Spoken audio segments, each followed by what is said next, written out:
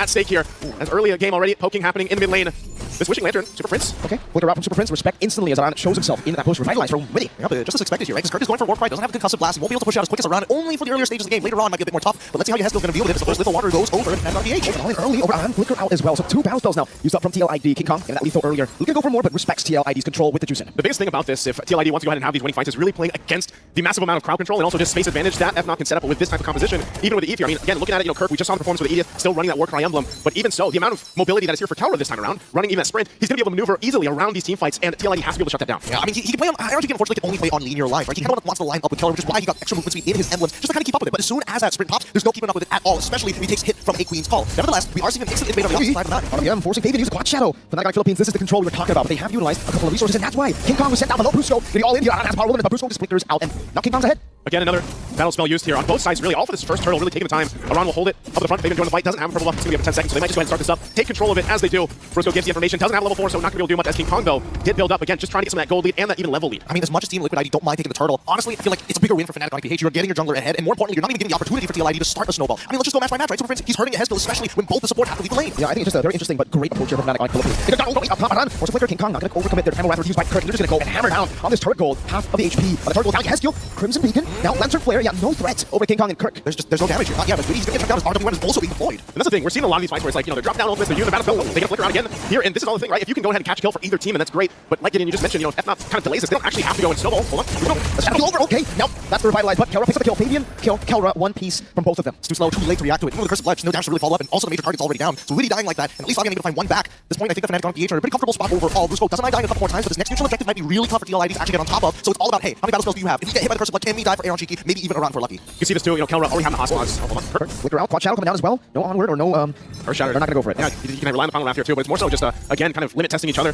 Battle spell getting used up or not. Next objective is up here. They're gonna get in the zone. You're gonna have to worry about Super Prince setting things up. It's gonna be started up too. King Kong holding it. Brusco walking up as well. Lantern Flare still on. King Kong on the turtle. Turtle getting locked in off the King Kong. Kelra the back. Heavy crossbow again with the flanks. Fabian going back and forth. Not enough damage. Kelra is on a roll. They split the fight into 2 ways. Still trying to find some time to Kirk at 1 HP. Tries to knock out Yehezkiel with your shadow. Fabian with Quad Shadow should be able to find one for his own, but even so, the fight has been split in half. Now it's a chase. Super Prince chasing Fabian. He's waiting for the cooldown. Quad Shadow. Brusco walks up and shuts him down. And with that exchange, at least Fabian gets a couple kills, but Fnatic gets a whole lot through that. Plus, taking the gold lead now in favor, almost 2,000. But 1 for 1 for the turtles here, but some of these first items are going to be picked up now and locked in, and it starts to show, even for Super Prince, already doing a great job of just setting up the RWM and gets the going one too. A lot of this utility that comes from this E-pick is the advantage when it comes to those turtle fights. And even for Kelra to show up on that backline, pop the sprint and maneuver around, again, that's what TLID has to be wary of. Exactly, about looking for these flank angles and not to necessarily be caught specifically by that Curse of Blood. It can get a little tough, especially when TLID's like, opening up that map, and Aaron Cheeky getting shoved and dove underneath turret. Berserker's Fury for Kelra's, just again, dominating run. That's what you said about it previously. The hydraulic press raging sandstorm defensively from Brusco, and they get out of harm's way. You can see King Kong dominating this jungle matchup. Fabian still is able to secure the purple buff, but King Kong's a level ahead on the alpha. He's gonna wait for RWM when he has skills. You're about to 2 for King Kong.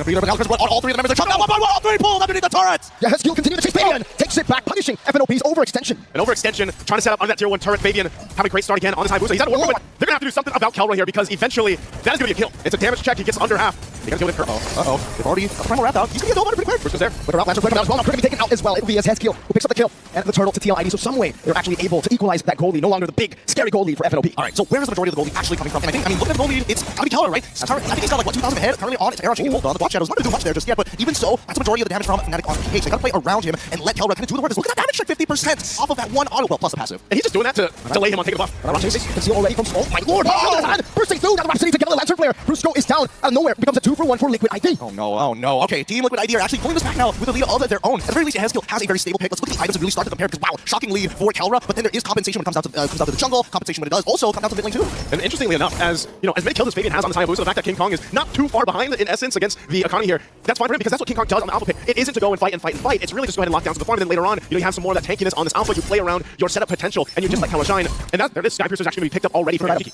He's going for a third item. I think he recognizes that Yehezkiel is giving him a lot of heal anyway. Same goes to Aran. They need those big finishers, which means I would assume that Fabian is going into these fights just to chunk. And to be fair, the juicing will go Skypiercer too, right? Like that's the normal build we're seeing for Yehezkiel. Does look like he's on the way for a second item, Skypiercer. So they'll have 2. Is that a bit too greedy or is that good? I think it's part of the answer is just get rid of Kelra. Whether it's either or, as long as you take Kelra out of the picture, then they lose a lot of that damage potential. And we'll see if that gamble's going to be worth it because Team Liquipedia will start things up. From the beacon out. Whoa, take one out with Fabians. Claims the kill back. The assassination. Aaron Cheeky. Taking a kind of death Kelra chasing on down. In the push. Kelra walking the heavy crossbow. Power wildness. Aaron Cheeky claims the kill. Brusco running back the raging sandstorm. Able to chase again. And it will be a lord traded in for a fight. Oh my goodness, and a fight well deserved by TLID. I mean, it might not be over just yet. Let's give it a moment because Aaron Cheeky, it's great to target acquisition in tandem with Fabian, making sure that Super Prince does not get that much value out of his RWM. Happens so fast. Yeah. And honestly, I gotta give it away. He's been finding like 2-man, 3-man Cursive Blood at some critical moments. Again, this Carmilla pick 4 Witty has worked for them in the past, even their whole journey up to this point in the grand final. And they're set up mid. Spirit of Alpha into the Earth Shadow. He's still surviving. Shadow kill. It's gonna be neutralized by Battle Rap. Let's go! He's running forward. He takes out one. Needs to back up. Dive underneath the turret. Nobody is safe. 3 flickers for 3 kills, and Rusko will pay that price. It doesn't matter if they're behind in that form. They'll make a play either way, and they still have the Lord knocking on the base turrets now. FNOP sets things up. They might look for more. They're hungry. They're so hungry. They want this inhibitor early on. They want to create that 13k lead they did in their previous series. Because Team Liquid ID, if they find that momentum back against Fnatic ONIC, they might be able to turn things around. Holy moly, just when you think Liquid have neutralized the lead, when you think they're ahead, someone else becomes the X Factor. Game 1, 2, 3, I think it was Kelra all around. Now, Rusko from out of nowhere.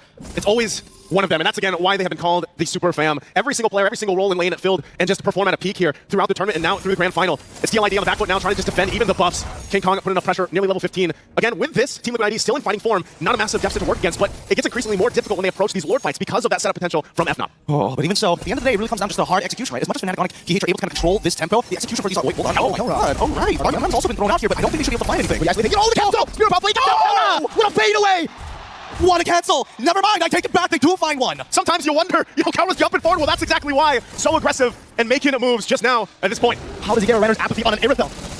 I have no clue. I have no clue. But at this point, this Lord should be free, right? We're gonna start it up. Lord for the taking here. It's already taken. Kirk gets it. Waiting Sandstorm, Rusko. Getting taken down. He has to side. Here's the Sacrifice. Backline Super Prince. Not even popping out of the Kelra touches the heavy crossbow. Power Wild is on the Kelra, but Aran gets deleted. The peel is perfect. Kelra has the space, and Witty, as well as Arad, will not be able to create the opening that they were looking for. And look at that, just as you think, he's so aggressive on this aerial, able to jump in. Now he also gets some defense with a Wind of Nature pickup, able to deal with some of that pressure, physical damage that might be set up from even Fabian here. They work with this Lord at push now, taking the goalie a little bit further. FNOP will get ready to march towards the base. They already got some work done on these turrets. And so Team Liquid Indonesia in a precarious situation on this defense. They have to be able to clear things out and keep things contained and together. They're going to rely on the setup potential and maybe even Curse Blood. Spirit of Alpha won't land from King Kong. It's a short cooldown, totally fine here. And I think the Team Liquid ID need to play this defensively. Sacrifice an inhibitor, sure, but this game needs to drag on because they're so close to their next item power spike. 39 to 43. The siege continues. As watch out the back, King Kong, the Spirit of Alpha, baited out. Panel wrap from Kirk as well, though. 2 base were taken down. Now 1 more up top. Kelra sent to deal with it. A few more shots into the turret. It will survive for a bit. Kelra wants to go for it. Walks up a few more times. 1 more time. That's another keeps him at bay. Team Liquid ID wants to hold on to that one. David jumps in. Shadow kills Spirit of Alpha, bringing it back again. The quad Shadow back from Fabian and the damage. RWM running down inside. He has to go with the beacon, locking Super Prince up. Now it's all into the back line. They're on chicken getting it. Raging Sandstorm. Kelra in the base. Looking for the end moment. The idea out the way. And Kelra will be able to escape. King Kong fell with him. Oh no, the minions are trying to push it. They're running out. It's